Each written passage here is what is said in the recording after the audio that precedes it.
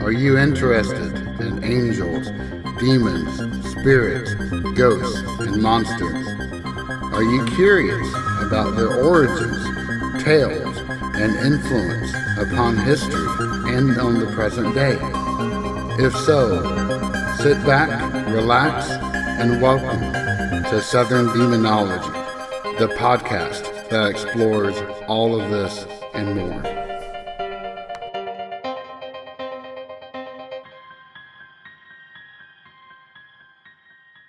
Hello all, welcome back to another episode of Southern Demonology, and as always, I'm your host, JJ. I know, don't be shocked. 2 episodes, one after another, in 2 weeks? I know, it's kind of a miracle for me, especially given my much slower normal publishing pace, but I did try to promise some extra content for Halloween, and for the first time since I have started this podcast, I have been able to deliver on that, much to my shock. So last week we did an episode on Yokai, which took a lot of research.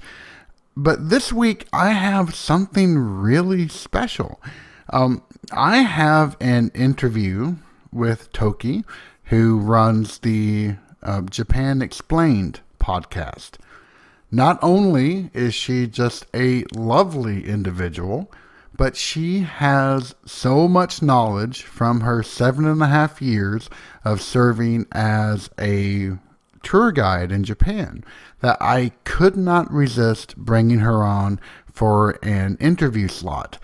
And she provides so much amazing information.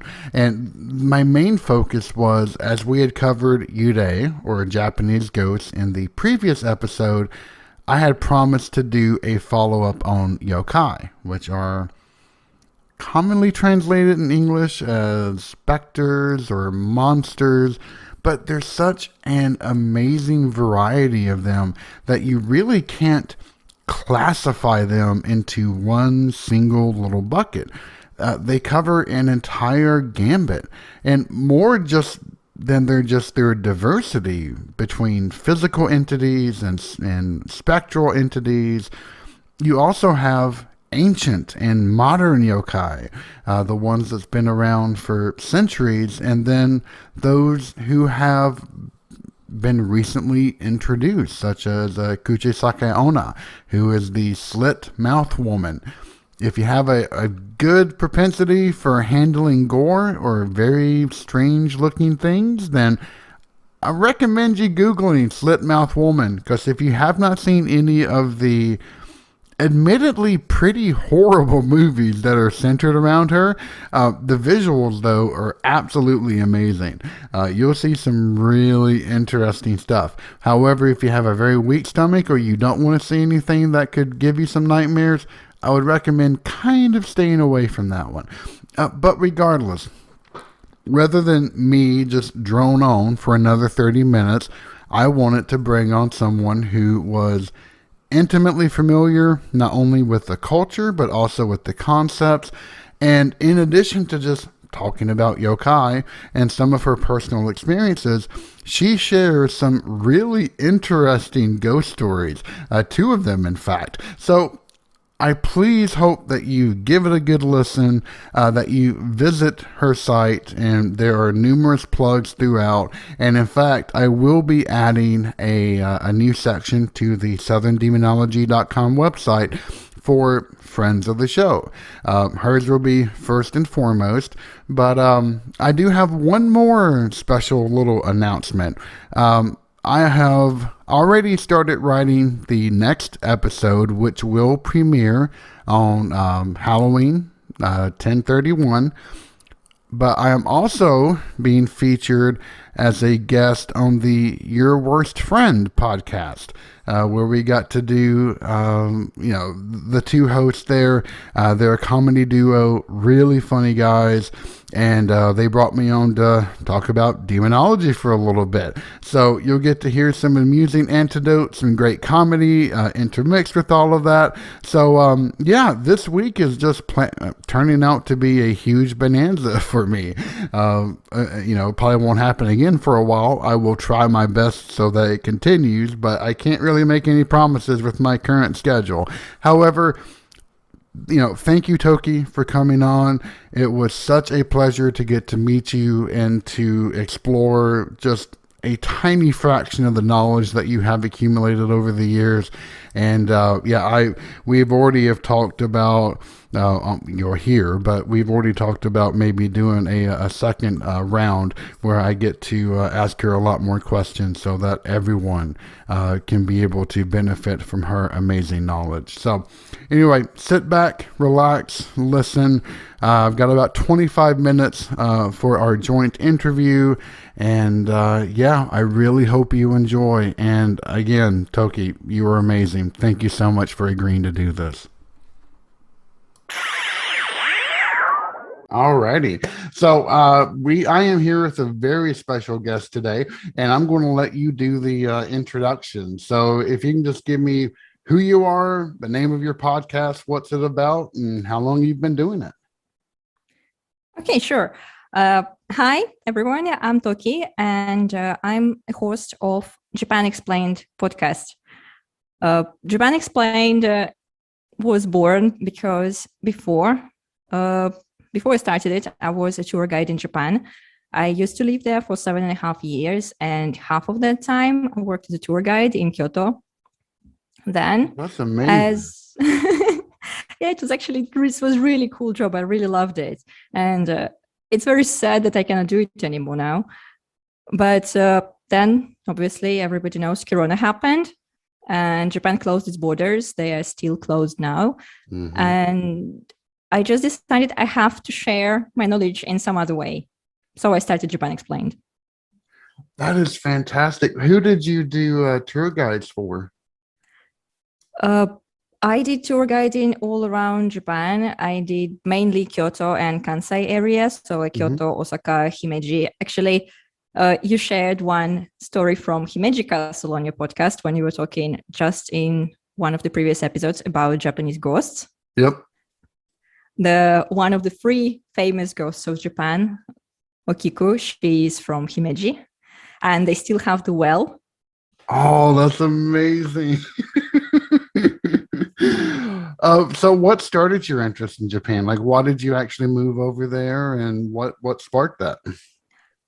My education was not related to Japan whatsoever. I graduated from law school, and then I just didn't want to pursue this career. So I started thinking what I would like to do, and I had 2 interests. I had interest in history, and by that time, when I graduated university, I got rather big interest in Japanese literature and Japanese dramas. So I was thinking, what should I do? And I had 2 countries to pick from. I wanted to go to England, and I wanted to go to Japan, but just it happened that going to Japan appeared to be way easier. So I went there, and I never regretted my choice. I can't say as I blame you. Like when you were talking about dramas, are you talking like no theater or kabuki or more literary works? I loved Japanese literature in general, but when I'm talking about dramas, it's more the drama. Oh, okay, gotcha. Like the modern TV shows and whatnot. The modern TV shows, yes. Yeah. When I was in a university, I was bored a lot, and I didn't like studying law, so I was just watching a ton of them. I feel you. Actually, during grad school, when I would come back from classes, I would watch a lot of anime, and I just kind of fell in love with it. So yeah, but I mean, honestly, after watching Densho Toko, it kind of changed my life. So I completely understand what you mean. So in addition to just like general information about Japan, what other particular topics have you covered in your podcast? Uh, because I was working as a tour guide, I just accumulated a huge amount of misconceptions people have about Japan. And when I started the show, it was an initial idea that every time I will take one of these misconceptions and tell what's wrong about it and what's actually happening in Japan in regard to this particular thing. So my first episode was about geisha, obviously, because it's the most misunderstood part of Japan, I guess. And then I little bit drifted from this path, and now I just pick one topic that interests me at a time. It can be food, it can be some cultural event, it can be a personality, and I just do a very deep dive on that. Oh, that's phenomenal. What is, like, out of all the topics that you've covered so far in terms of general misconceptions, which one's your favorite? The misconceptions, I guess it would stay geisha, and plus the episode, it's actually the two-part episode I made about arrival of black ships to Japan when the Commodore Perry arrived in 1853 and so-called opened Japan. I really like this period of time. It's called Bakumatsu in Japan. It's the switch between the traditional Edo period Japan of samurai and shoguns to the modern Japan that we all know now. So it's very interesting. It's a very bright period of time. And what started it, at least how we know it, was the arrival of the American squadron to the shores of a small city of Uraga, right near Tokyo. Yeah, absolutely. Is it just a question? I have been told that Doria is such a famous dish in Japan now, and really only kind of found in Japan, just because one of the chefs from one of those ships actually taught the recipe. Do you know if that's true or not? I don't know. I should make an episode about Doria, I guess. Yeah, I had never heard of it, and first time I ever had it in a family restaurant, I was really curious and had it and loved it. And one of my friends just happened to mention this in an offhand manner, so I was just curious. But going back just for a second, what is there a particular website that people can find your podcast at? I want to make sure I get that out before I completely forget about it. Sure, I have a website. It's called japanexplained.com. But basically, you can find it anywhere you get your podcasts. Gotcha. That is fantastic. And how long have you been doing it? I've been doing it for 1.5 years now. Gotcha. I go pretty slow pace. So I just released my episode number 14, 15. Just released the 15th episode, but deep dives take time. Yeah, trust me, I completely understand. I think I started this back in 2017, and I'm only on episode 33 or 34. So I go very slow as well. Okay, and I do have to ask, do you have a favorite drama? Let me think about this one. I Okay. do. We can come back to it. It's no pressure at all. I was just really curious.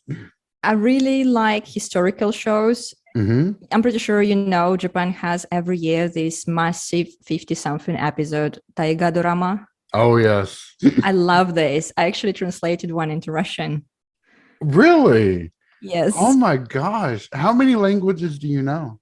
Well, Russian is my native language. Then I speak English and Japanese, and currently I'm learning Dutch, but with not much success. I couldn't even begin to imagine. All of my specialties are ancient languages, and there's nobody left to speak them, so there's really no pressure anymore. Well, I knew one tour guide in Japan who could speak the old Russian. Oh, Church Slavonic? Yes, he was speaking all this old Slavic language, and I don't understand much of it because the Russian language really changed since then. But it was still really interesting, and he could not only read and write and understand it, he could actually speak in it normally. It was really, really cool. Wow. I can read some Old Church Slavonic, but I certainly can't speak any whatsoever. I I will don't be think I can dang. even read it. It's been a while for me, but yeah, it was interesting. We got to study some inscriptions back in school, and I really did like it. Okay, so I have to ask. So most of my podcast revolves around angelology, demonology, and Second Temple Judaism, but we do branch out a lot into modern paranormal activities. Have you ever had a paranormal experience, whether it's in Japan or in your native country or where you currently are? I did not, but I do have a lot of people. I know a lot of people who had. Do you have one that you could share? If not, it's no problem at all. I don't know details, obviously, because people don't really like to talk about their paranormal experiences in Japan, but True. I can give you a few short ones. I would love So that. the first one was just a taxi driver whom I spoke to, and the taxi driver, it was in Kyoto. We were riding somewhere from the north. It was at night, so obviously perfect time for spooky stories. And Hmm. the taxi driver said that it was one of his first times to actually get to the north of the city, because he moved to Kyoto not that long ago, and he was just learning the streets and everything. And we started talking. So he told me why he moved to Kyoto. Apparently, he was having for years and years exactly same dream when he is a samurai and he's walking down the street, and then he feels pain. He understands that he was hit by the sword from behind. He turns and he sees some figure, but he cannot understand who it is. Oh my gosh. And because of that, he started to check his family history or something, like go into mediums, and he understood that in one of his previous lives, he was a samurai who was indeed killed in by one of his one by somebody he knew, Hmm. and it happened in Kyoto. So he came to Kyoto to find what actually happened to his previous self. Oh, that is amazing. I never even would have thought about that. And he said that his dreams are getting more vivid, so he kind of starts to see the face a little bit better, and he hopes at some point he will be able to solve this mystery. Oh my gosh. That is amazing. I have never heard something even remotely akin to that before. It's actually really interesting because I love yokai, but whatever more than yokai, when it comes to ghosts, to something like more human like, I'm really scared of it. So happily I never encountered something. But Uh, Go ahead, please. Japan being the country that is inhabited by most ghosts and paranormal creatures in the world, like it's Yep. official.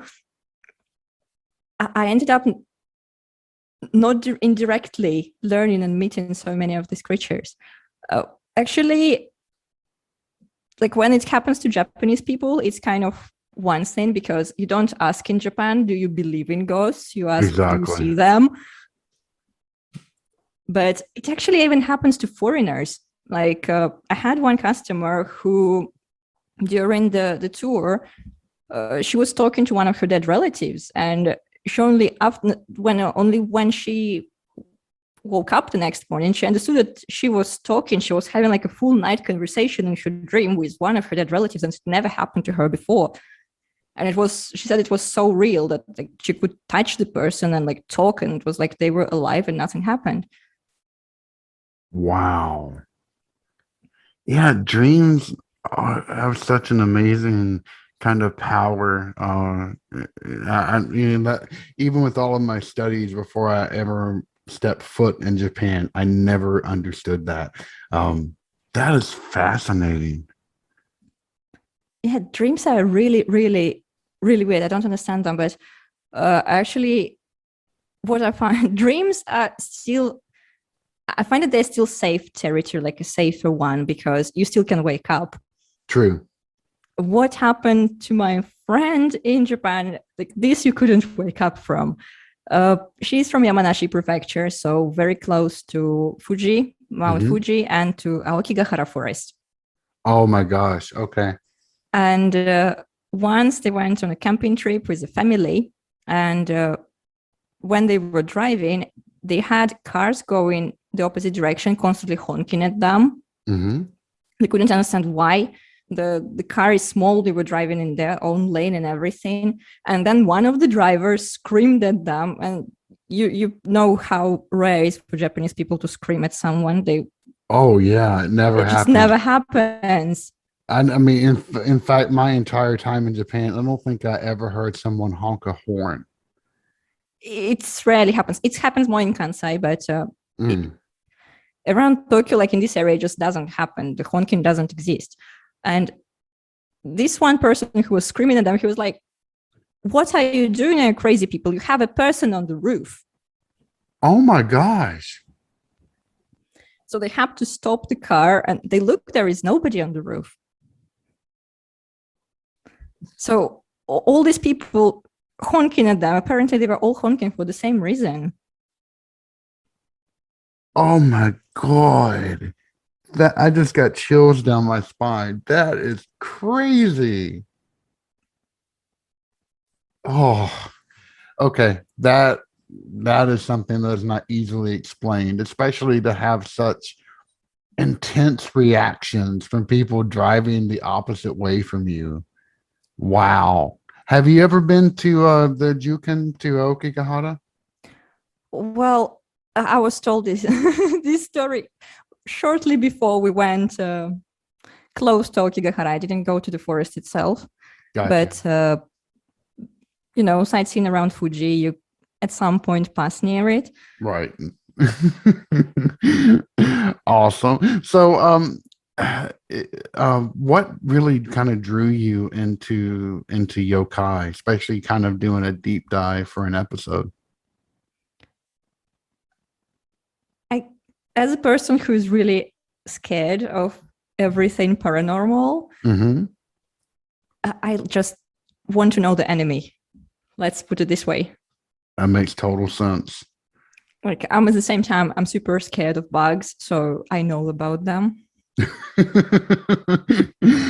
So if someone has never even heard of the word yokai before, what kind of what's your standard definition for that?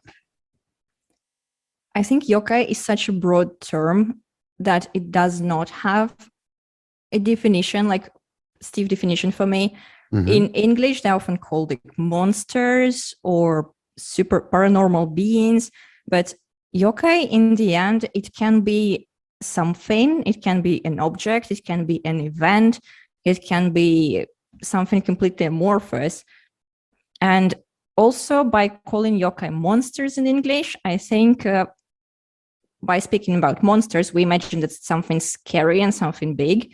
Hmm. And learning about yokai, what made me feel comfortable around them is that yokai are not always bad. True. Very true. So in the end, word monster doesn't really work. And that makes me completely clueless about how should I call them except for yokai.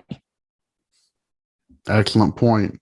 I know that some people have made a distinction between ancient and modern yokai, say like Tengu or Kuchisaka Onna, the slit mouth woman. Do you maintain such a distinction, or do you kind of just still group them all as one thing? I think they're still the same. Okay. It's more because in Japan, monsters like yokai, they're still here. In the end, again, thinking about monsters, we think about ancient creatures. We don't think about nowadays monsters, except maybe Bigfoot, but it's still pretty old thing. True. And Okay. with yokai, they can just be born every now and then. Like Kuchisaki Onna is from 1970s, if I'm not mistaken. But Yep. you have more recent yokai. You have yokai born in 2000s. People can create yokai. Absolutely. Yeah. I mean, so I know that certain manga authors have created like, 31 just in and of themselves, and that's just one for one particular series. So Yeah, and it's been happening actually not even nowadays. Like now you have Pokemon. They are also kind of yokai. A lot of them are based on old yokai. At the same time, you have Mizuki Shigeru, who, for his manga, he is very famous in Japan. He uses old yokai, but he creates new one. But he is not the first one to do that. People in Edo period, like in 17th century, people were doing the same. They were creating yokai. Absolutely. Yeah. I mean, just gosh, creating different kirans based upon, various tales or, actually mismatching, current day mysteries with, various other salacious stories going on at the time. I mean, yeah, that's how a lot of Yurei stories got created. So that makes total sense. Do you have a favorite yokai? I have. I have a favorite yokai, and it's very pandemic time themed one. My Ooh, favorite yokai is Korori. I have Have you never heard heard of about that one. it? No, I haven't. Korori is a Japanese name for cholera, because in Japanese, cholera, when it came to Japan, it came pretty late. So it was because Japan was living pretty isolated for most of its history. Mm-hmm. And they first time encountered cholera in 19th century only. Oh, cholera? Cholera, yes. Okay, okay. I'm Sorry, sorry. sorry. Go It's ahead, go ahead. cholera. Yeah. They only counted it in 19th century. And big thing about it is people died very fast. So because they didn't have the name, they were talking about the people die kororito very fast. Mm. And that became the name of cholera, korori. Then obviously because it was unknown disease, that's what a lot of yokai were born for, to help people fight with their fears, to show them that this is something responsible for the scary stuff. And so to represent something responsible for this huge epidemic, they invented korori. And it was a very nice chimera. Japanese people, I think, really like chimeras. They had Nue before, they have Kirin and Baku and all these weird creatures. Yep. So it looks partly like tiger, partly like wolf, partly like tanuki.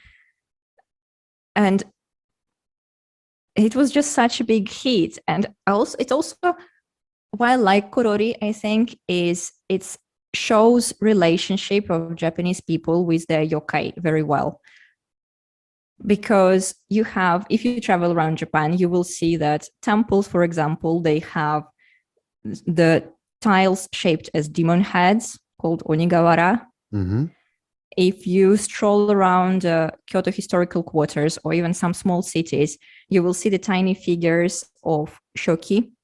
It's a deity who fights demons. And in the end, it's a notion that if you have your own demon, it kind of protects you from as demons coming to you.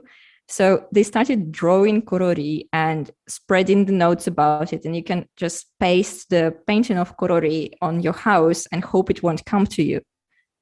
Oh my gosh, that's amazing. So it means that yokai can harm you, but it can protect you. Yeah, that's I forget the exact name now that we're talking, but man, I know that there's a friendly house spirit that a lot of people hope to have in their house, which is supposed to bring good fortune and luck. Zashikiwarashi? Yes, thank you, thank Yes. you. I have to say my favorite yokai of all time though has to be Kamikaze Obake. uh, The umbrella, one-legged umbrella with the one yes, eye it's and so the very cute. long tongue. Oh, it's beautiful. And Uh, when it runs together with Bakezori, it's great. yeah, oh my gosh. Yeah, when it teams up with the paper lanterns and all the other what's the term? Suki. Tsukumogami. Yes, thank you, thank you. Yes, the household objects. That's super cute.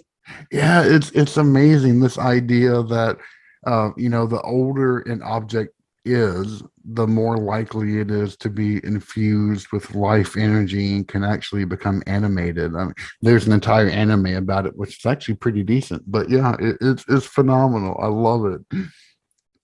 And it's also actually Tsukumogami, I think we need to remember about them more in 21st century because they teach you how to treat your items properly. Instead of over-consuming, throwing stuff and buying everything new, you just should care about your items. Otherwise, when they become old, they will remember that you threw them away and they will come fight you. Absolutely. Which is a lesson we all should be able to learn, especially here in the US, which yeah, less said about that is probably the better. But well, this has been absolutely wonderful and fascinating. I really hope that we can have you on again because this I have learned a great deal, and it's just been absolutely wonderful getting to meet you. Thank you. I'd be happy to come back. There's so many things to talk about when it comes to monsters in Japan. There are ghosts, yokai, there are vengeful spirits. Yeah, and honestly, Capital's been moved because of them. you got that right. No, honestly, I would, excuse me, I would love just to be able to pick your brain about your experiences living there and how you found it and how you got acclimated to it. So, yeah, please come on again and we'll have a longer discussion about anything and everything that you want to talk about. Absolutely. Fantastic. So before we go, can you just give a plug one more time for where people can find your content at? Sure. You can find my podcast called Japan Explained anywhere you listen to your podcasts, or all the links are organized at japanexplained.com. Excellent. Thank you so much again, Toki. It was fantastic getting to talk to you. Thank you. I love talking to you. It was so much fun. I